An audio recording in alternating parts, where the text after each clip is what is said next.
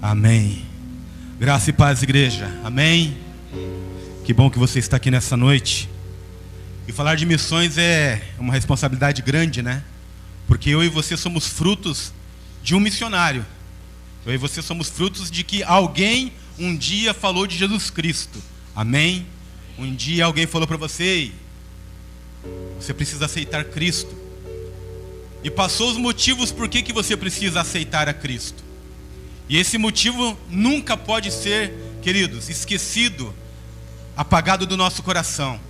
Porque outrora éramos em trevas.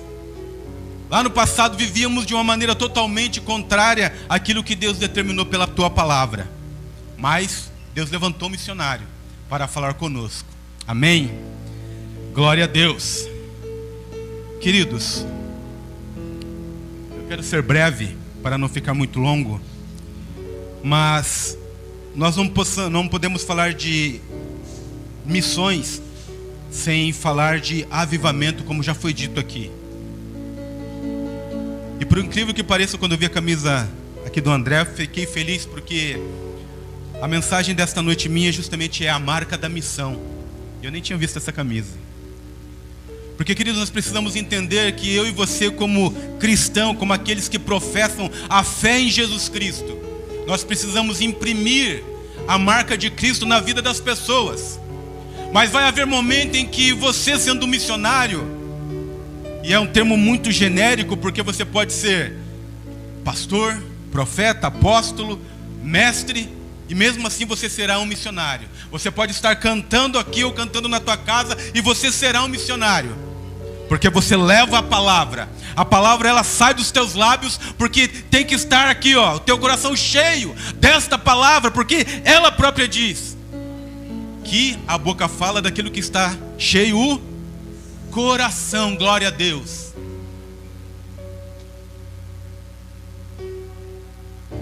Queridos, ser missionário não é pregar uma religião, mas é viver Cristo. É viver com compaixão, com amor, com humildade, queridos. Mas vai haver tempo em que você, sendo missionário, você será marcado. Se já não foi marcado. E às vezes essa marca, queridos, não é uma marca boa, não é uma marca agradável. Foi dito aqui, queridos, se você pegar os 50, preste bem atenção nisso.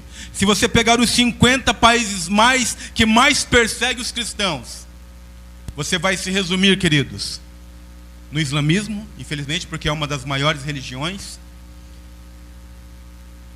Em alguns países, o crime organizado, o Brasil é um exemplo disso. A questão política, então, que impera sobre a vontade de Deus levar a libertação das pessoas. Mas, como o André falou aqui, queridos, Deus chamou cada um de nós aqui para ser um missionário. Ele vai colocar eu e você em pontos estratégicos para que, através da sua vida, Deus possa exercer, como foi dito, né? Não é por força nem por violência, mas pelo meu espírito. Então o Senhor vai pegar você naquele ponto estratégico e vai dizer: ei, o meu espírito agora vai fazer aquilo que foi determinado. Amém? Glória a Deus. Por que eu estou fazendo essa pincelada aqui, queridos? Porque nós vamos entender que Cristo, primeiramente, vai te salvar. Na sequência, vai derramar do Espírito dele sobre a sua vida. Vai te capacitar. Às vezes você vai se sentir não capacitado, mas ele vai te enviar. Mesmo você não se sentindo capacitado, você deve ir. Porque ao longo da tua caminhada, Deus, querido, vai fazendo o sobrenatural. O natural você vai fazendo, e o sobrenatural é por conta dele. E ele, queridos, ele assume o compromisso contigo e comigo de cumprir aquilo que ele prometeu. Amém? Glória a Deus, queridos. Vocês estão comigo e já foram arrebatados. Aleluia. Queridos, ontem você não veio aqui na igreja, você perdeu um culto, uma palavra abençoadora, queridos. O nosso Senhor Jesus Cristo, a Bíblia fala que Ele é o alfa e o ômega, o princípio e o fim. Tudo começa nele e tudo vai terminar nele, queridos. Sabe quando vai terminar? Quando o teu ouvido ouvir o soar da última trombeta, queridos, como diz lá em Apocalipse. Amém? Abra comigo a palavra do Senhor em Atos dos Apóstolos. E Atos é o que resume a ação do Espírito Santo, querido, para que o Evangelho, para que as boas novas do Senhor fossem propagadas, como o Daniel falou aqui, na Judéia, na Samaria e em todos os confins da terra. Foi através, queridos, do ato dos apóstolos ou atos do Espírito Santo em que a igreja ela começa a se mover, ela começa a sair das quatro paredes, ela passa a ser uma eclésia, ou seja, chamada para fora, ela passa, queridos, então a pregar aquilo que aqueles homens e aquelas mulheres estavam vivendo naquele momento. Eles estavam compartilhando a experiência, não de uma religião, mas a experiência do Deus vivo, do Deus que se fez verbo, do Deus que desceu da sua glória, se despiu de todo o seu poder, para falar: ei, eu ainda perdoo, eu ainda salvo, eu ainda curo, eu ainda liberto. Essa é a mensagem, queridos, do Evangelho. A mensagem do Evangelho não é criar uma nova religião como foi se criando, queridos, mas a mensagem do Evangelho é uma mensagem de libertação, queridos. A Bíblia fala que outrora nós andávamos em trevas, tateando no escuro, mas resplandeceu sobre nós uma grande luz. Atos dos Apóstolos, queridos, capítulo 1, versículo 5. Quero pegar a parte B ali. Todos acharam? Mas vós sereis batizados com o Espírito Santo, não muito depois desses dias. Vai lá para o versículo 8. Mas recebereis poder ao descer sobre vós o Espírito Santo, e sereis minhas testemunhas, tanto em Jerusalém, como em toda a Judéia e Samaria, e até os confins da terra. Amém? Glória a Deus. Aleluia. Queridos, cada um de nós aqui temos uma história em que nós conhecemos a Jesus Cristo. Temos uma história em que fomos batizados. Temos uma história em que nós reconhecemos que éramos pecadores e somos pecadores, justificados agora. Né, Brau? Justificados agora, hein? Olhando o Charles aqui, me lembrei quando conheci o Charles, queridos. Quem não conhece o Brau, apelido desse rapaz bonito ali, hoje casado, avô. Mas nós andávamos, queridos, ia para oração, né? Escola bíblica, né, Brau? De a pezão, queridos. Hoje nós temos ônibus, temos carro aí. Às vezes nós não viemos para a casa de Deus. Às vezes alguém nos convida para fazer uma visita, nós damos uma desculpa. Mas quantos de nós aqui, queridos, no início da nossa caminhada, a convicção era tão grande, era forte, porque nós havíamos aceitado Jesus Cristo e o Senhor derramou sobre nós o Espírito Santo dele e nos preparou para que nós pudéssemos argumentar, queridos, não brigando, mas argumentar, porque o império das trevas, a Bíblia fala que nós precisamos ser mais prudente que uma serpente. Amém? Glória a Deus. Mas também precisamos ser simples como uma pomba, queridos, ou como uma rolinha, depende da tradução. Isso significa, queridos, que quando o Espírito está em nós, o mundo pode estar desabando, mas aonde você chegar, vai chegar essa simplicidade, esse mover, essa ação do Espírito. Amém? Porque nós recebemos poder, queridos. E a igreja em Atos dos Apóstolos elas caminharam com Jesus Cristo. Os discípulos caminharam com Jesus Cristo. Não somente eles, mas muitas pessoas. Então Jesus Cristo é crucificado, mas a Bíblia fala, se você ler ali, que ele ressuscitou. E quando ele ressuscita, ele passa a conviver novamente com os discípulos, com aqueles que o seguiam durante 40 dias. Já glorificado, queridos, 40 dias. Continua andando com eles e ensinando e falando: ei, se revistam, ei, fiquem lá em Jerusalém até que do alto sereis revestidos.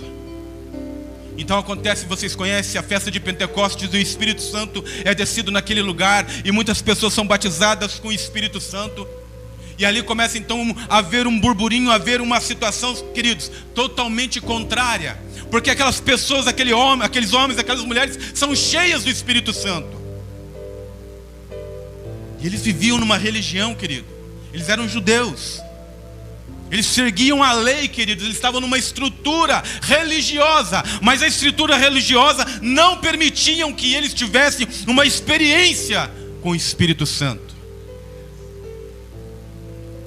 Quantos aqui de nós não éramos religiosos? E quando entendemos, aceitamos Jesus, passamos a ter experiências com o Espírito Santo. Porque o Espírito Santo, querido, é esse que quer que eu e você sejamos aquele missionário ardente. Queridos, a palavra do Senhor mostra que aqueles homens foram cheios do Espírito Santo. Mas basicamente, queridos, eu queria falar sobre a vida de um homem que era tremendamente religioso. Um homem que conhecia toda a lei, queridos, que falava mais de um idioma, que era um doutor, era letrado, mas que ele ainda não conhecia a Jesus Cristo. Sabe como é o nome desse homem? Pergunta para mim, qual? Paulo. Antigamente era Saulo. Aquele homem, queridos, conhecia a religião, seguia ao pé da letra, queridos. Será que eu e você não estamos sendo religiosos também, seguindo ao pé da letra a religião e não a Jesus Cristo? Porque Paulo, queridos, precisou ter um encontro com Cristo. E vocês conhecem a história em que ele está caminhando, indo de casa em casa, pegando aqueles que estavam seguindo a Jesus Cristo, aqueles que tinham experimentado, aqueles que tinham conhecido a Jesus Cristo, não a religião, mas Jesus Cristo. Aquele em que as pessoas olhavam para o Antigo Testamento e olhavam e falavam: ei, existe uma promessa, vai vir um Salvador, vai vir o Messias, o Mashiach. E aquelas pessoas entenderam e conheceram. E agora aquele homem que conhecia toda a lei, queridos, mas ainda não conhecia esse Messias, ele passa a ser um perseguidor da igreja. Mas já naquela época, queridos, quando Deus revestiu aquelas pessoas dentro ali daquela casa de oração, sabe o que aconteceu, queridos? Começou a se alastrar mais e mais as ações de Jesus Cristo. Mais e mais pessoas começaram a testemunhar. E aí você começa a ver então Pedro, que outrora negava Jesus, que outrora, queridos, foi confrontado por uma empregada, e ele nega Jesus Cristo. Agora você vê Pedro subindo, queridos, ao templo. E lá o mendigo e fala assim: ei, tem uma moedinha aí para mim? E eles olham para aquele homem e falam: olha, não tenho nem ouro e nem prata, queridos, mas aquilo que eu tenho, eu te dou. Levanta e anda em nome de Jesus Cristo. Queridos, não tenho nem ouro e nem prata. Aquele homem estava ali, queridos, era um religioso, mas ele teve um encontro com Jesus Cristo. Então Paulo começa a perseguir a igreja, e vocês conhecem a história. Então ele tem um encontro com Cristo. Aí vem aquele ditado popular, né? Ah, você caiu do cavalo. Literalmente, Paulo caiu do cavalo, porque ele teve um encontro. E que ele fala com Jesus Cristo, e fala: quem és tu? E fala: olha, eu sou Jesus Cristo, a quem tu persegues. Mas evidentemente, queridos, Paulo não estava perseguindo a pessoa de Jesus Cristo. Paulo estava perseguindo aqueles que proferiam o nome de Jesus Cristo, aqueles que seguiam a Cristo. Então quando você for perseguido por amor de Cristo, as pessoas não vão perseguir você, mas vai estar perseguindo a Jesus Cristo. E quando persegue Jesus Cristo, ele entra com providência, ele entra, queridos, com a provisão para te dar o livramento. E foi assim que aconteceu, queridos. Então agora aquele homem com cultura, letrado, conhecedor da palavra, ele é pego pelas mãos e é levado para um local onde Deus fala para um homem: ei, você vai falar para Pedro assim, assim, porque eu o escolhi. Aleluia. Queridos, nós antes de aceitarmos Jesus, alguém pegou na nossa mão e levou-nos num lugar, ou numa igreja, ou na sala de uma tia, ou num culto evangelístico. Alguém te pegou pela mão, queridos. E Paulo aceita Jesus Cristo, e a partir do momento em que ele aceita Jesus Cristo, há um milagre sobre a vida dele. As escamas que outrora tinham deixado ele cego, quando ele teve aquele encontro com Jesus Cristo, quando aquela claridade veio sobre ele, então agora ele passa a enxergar. Sabe qual que é o mais interessante, queridos? Porque quando ele vai para perseguir a igreja, ele volta pregando a favor da igreja. Quando ele vai perseguir aqueles que se falava de Jesus Cristo, agora ele volta pregando a Jesus Cristo.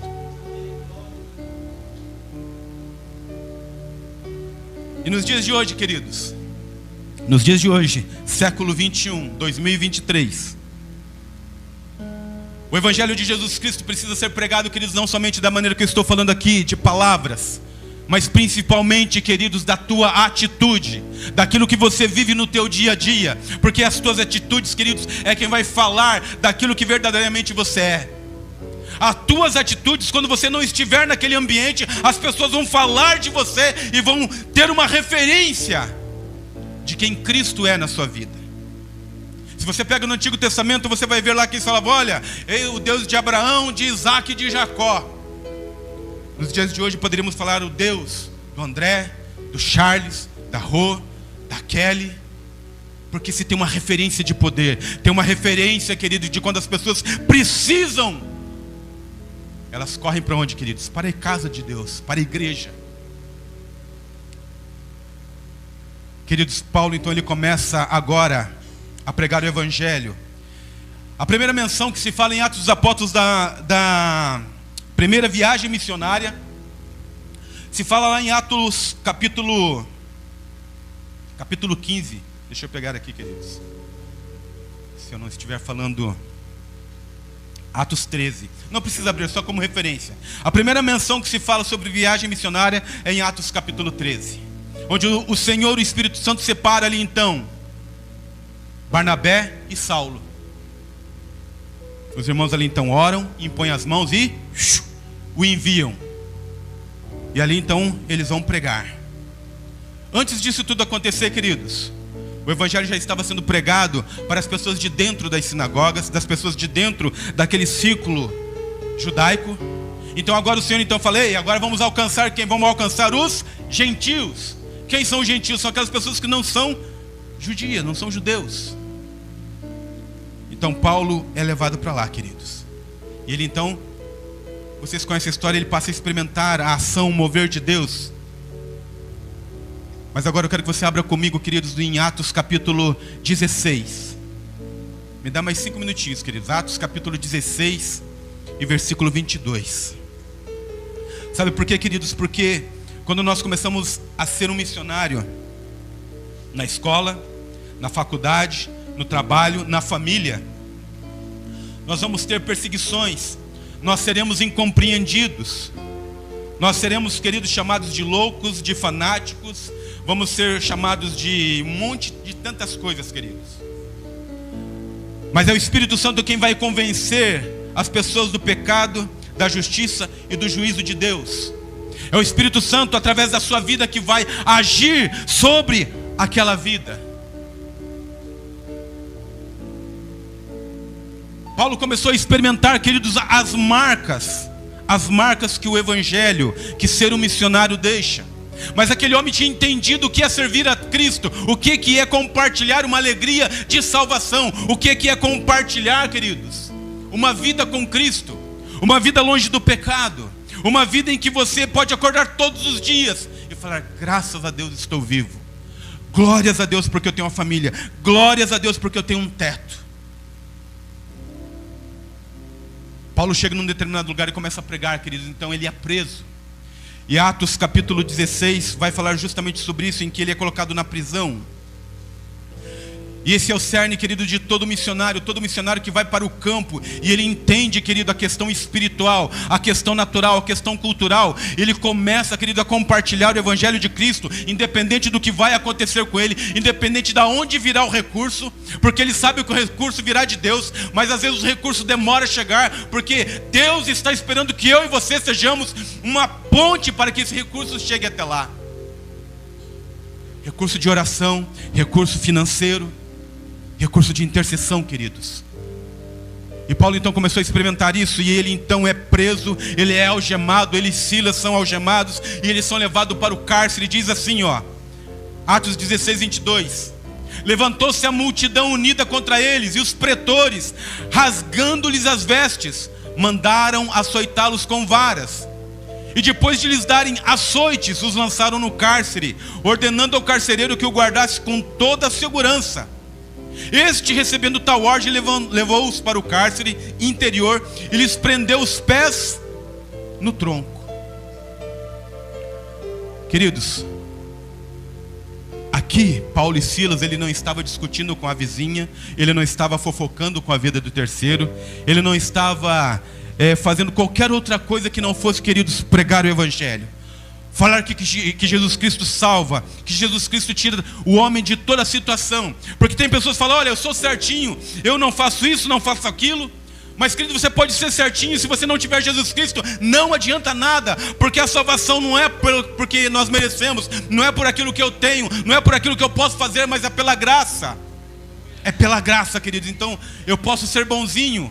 E desculpa eu falar aqui, você pode às vezes não ir para o céu, querido. Porque você precisa entender que tem que aceitar Jesus Cristo como único e suficiente Salvador. Paulo estava pregando isso, queridos. E as pessoas não quiseram ouvir, as pessoas falaram, ei, você está pregando alguma coisa diferente daquilo que nós temos costume. Porque você vai pregar, queridos, o evangelho que salva, que cura, e as pessoas serão confrontadas com o pecado, queridos. Eu e você somos confrontados todos os dias pelo Espírito Santo, por aquilo que nós fazemos de errado. E quando você está pregando um evangelho que salva, que cura, mas as pessoas vão vir para cada maneira que estão. E quando elas começam a andar com Jesus Cristo, elas entendem que elas não podem mais ficar como estão. Elas precisam ser transformadas. E a transformação vem do alto, sim, mas também ela precisa vir de nós, queridos, com atitude, com mudança de pensamento, metanoia, como diz a própria palavra, para que nós possamos entender as coisas espirituais. Paulo e Silas entenderam isso, queridos. E eles estavam rasgados, seminus, com as costas cheias de açoite, sangrando. E qual foi a atitude daqueles dois homens, queridos? Foi de murmurar, falar, entramos numa barca furada, não vale a pena seguir esse Jesus não. Olha aqui, olha aqui. Estávamos falando de Jesus do amor, estávamos falando de amor e fomos açoitados. Estávamos falando que Jesus Cristo muda a vida e fomos chicoteados. Não, queridos, eles não murmuraram. A sequência diz que, aqui nas escrituras diz que eles começaram a fazer o que, queridos? Por volta da meia-noite, Paulo e Silas oravam e cantavam. As costas estão sangrando, queridos, mas eles estão orando e estão cantando, porque eles entendem a dimensão espiritual. As circunstâncias eram de dor, as circunstâncias, queridos, eram de sangue nas costas, jorrando, quem sabe. E o pior ainda, a Bíblia fala que eles foram colocados num tronco, querido, e os pés foram atados, ou seja, foram presos, algemados, com cadeias, presos os pés, mas a boca não estava fechada, queridos. Eles continuaram orando e cantando. E a Bíblia diz que ao fazer isso, o que aconteceu? De repente sobreveio tamanho terremoto que sacudiu os alicerces da prisão. Abriram-se todas as portas e soltaram-se todas as cadeias. Aleluia. Aleluia. Se alguém está enfermo, queridos, você pode ir lá orar. Deus pode curar? Pode. Queridos, antes de eu vir para cá, eu cheguei aqui no sábado, né, amor? Sábado ontem. Eu estava lá em Santa Catarina, em Camboriú, e conversava com um pastor amigo meu da Assembleia de Deus. E eu cheguei no estabelecimento dele para tomar um café, e a esposa dele ouviu minha voz. É o Gil que está aí? É. Vem aqui, eu preciso compartilhar alguma coisa contigo. Ela falou assim, olha, a minha filha voltou para Jesus. Eu falei, glória a Deus, aleluia. E ela começou a falar, ficou 10 anos afastada. Mas sabe por que ela voltou para Jesus, queridos? Porque ela foi por uma casa em que ela e o marido já não conseguiam alugar uma casa, que ela e o marido não conseguiam dormir no mesmo quarto, queridos. Porque ali havia uma opressão. E ela falava assim, mãe, o que eu faço? Faz aquilo que nós te ensinamos, ore. E eles começaram a orar e repreender aquela opressão. Aquela coisa de vultos negros passando pelo quarto, derrubando as coisas. Cessou, porque há poder no nome de Jesus Cristo. E essa mesma menina foi fazer um trabalho para Um vizinho lá chamou ela e falou: olha, eu preciso que você limpe a casa aqui, faça comida para mim.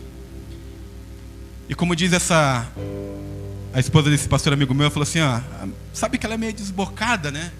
Ela falou assim: olha, eu vou fazer comida aí, mas antes eu vou orar.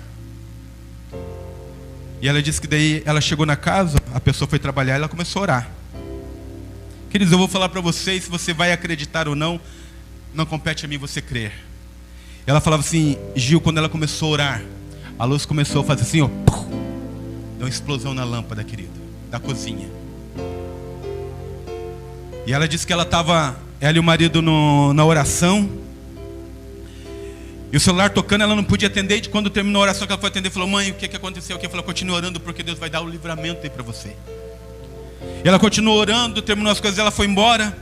E no outro dia aquele rapaz ligou para ela e falou: ei, o que você fez na minha casa? Eu orei. Por quê? Fazia muito tempo que eu não conseguia dormir dentro da minha casa. Queridos, quando você começa a entender o contexto de você ser uma pessoa que leva o evangelho, que leva boas novas, que leva cura e libertação através da sua vida, Deus começa a te usar, queridos. Deus começa a romper barreiras, queridos, de uma maneira muito simples. Às vezes Deus pode abrir o mar vermelho, queridos, não literalmente abrindo o mar de águas, mas abrir o mar de problemas, de dificuldades. A Bíblia diz que o Senhor pode quebrar cadeias, queridos. Mas o quebrar das cadeias nos dias de hoje, precisamos, eu e você, estarmos aqui, ó, prontos para qualquer momento, queridos, qualquer momento. Quando Paulo e Silas, queridos, eles fizeram isso, eles entenderam e adoraram ao Senhor, e ainda que eles tinham as marcas, e é isso que eu quero chegar aqui. Eles estavam com as marcas de açoite porque eles pregaram o evangelho, porque eles pregaram Cristo vivo, eles não pregaram uma religião.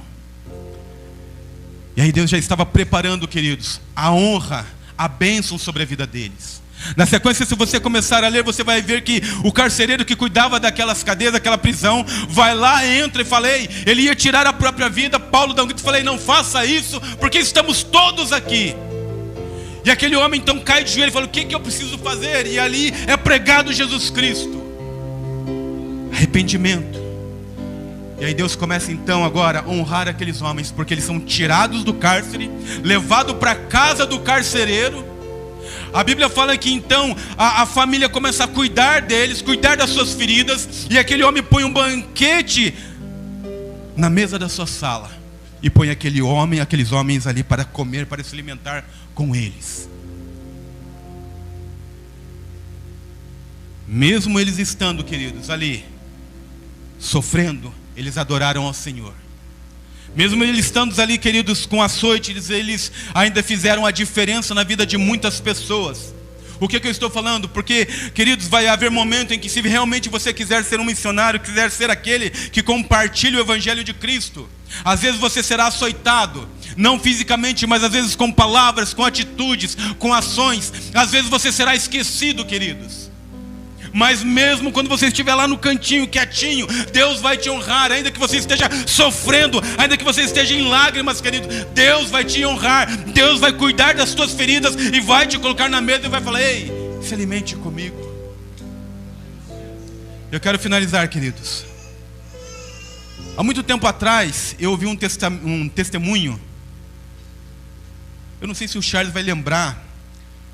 Queridos, eu e o Charles, nós somos assim, nós ajudamos Moisés a atravessar lá no Mar Vermelho e ajudamos a construir a arca, queridos.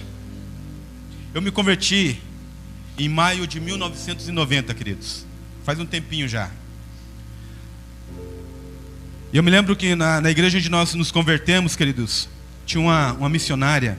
Eu não lembro o nome dela, eu me lembro a fisionomia, ela usava óculos. E ela foi para o campo missionário, queridos, para o interior de Minas. E um dia ela testemunhando, ela falava assim: porque a gente tem que andar tal, depois andar a cavalo e pregar, não sei o que, e falando. E as pessoas falavam: mas o que te motiva? Ela falava: são as vidas lá, são as pessoas lá. Porque, queridos, eu e você estamos no conforto da nossa casa, ligamos a nossa televisão, abrimos o nosso chuveiro, tomamos banho de água quentinha, temos um sabonete. Vocês já ouviram vários testemunhos aqui, queridos, das pessoas que estão lá na África, dos missionários que a IPR mantém, queridos. E às vezes as pessoas não têm o que eu e você temos, mas elas não largam daquelas pessoas com quem elas estão cuidando, porque elas entenderam o amor, ter o amor pelas almas. E aquela mulher falava assim no testemunho dela: olha, o dinheiro chega para você de missões? Não, às vezes atrasa. E como é que vocês fazem? Ué, nós oramos, dobramos o nosso joelho, olhamos para a despensa, está vazia, pegamos lá a lata de óleo. Senhor, só dá para mais uma cozinhada de arroz.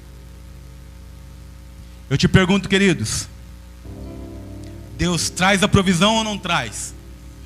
Sim, Ele traz. E aquela mulher falava: antes do dia terminar, a provisão chegava. Antes de virar o dia, a provisão chegava, e vem de lugares que você menos imagina, vem de pessoas que você menos imagina. Porque os céus, queridos, estão olhando para nós, e a nossa ação vai ser a contração dos céus. O que isso quer dizer? Se eu me dispor, como fez o profeta Isaías. A Bíblia diz que o profeta Isaías falava para Deus: ei, eu estou no meio de um povo de impuros lábios e habito num povo, e foi falando tudo isso. E Deus então manda um anjo pegar uma tenaz ali, passa nos lábios dele, purifica, perdoa os pecados dele, prepara ele. E Deus fala assim: a quem eu enviarei? Quem há de ir por nós? O que Isaías fala? Ei, Senhor, eis-me aqui, envia-me a mim. Ao processo, querido, que nós passamos de santificação, de preparação, como o André disse, a preparação espiritual já foi dada a nós, queridos. Qual é a tua arma? Jejum e oração, queridos. Conhecimento da palavra, porque você vai encontrar pessoas que conhecem a palavra, conhece, queridos, a religião, mas não conhece o Cristo vivo que está dentro desta palavra. Não tem comunhão, não tem intimidade, queridos.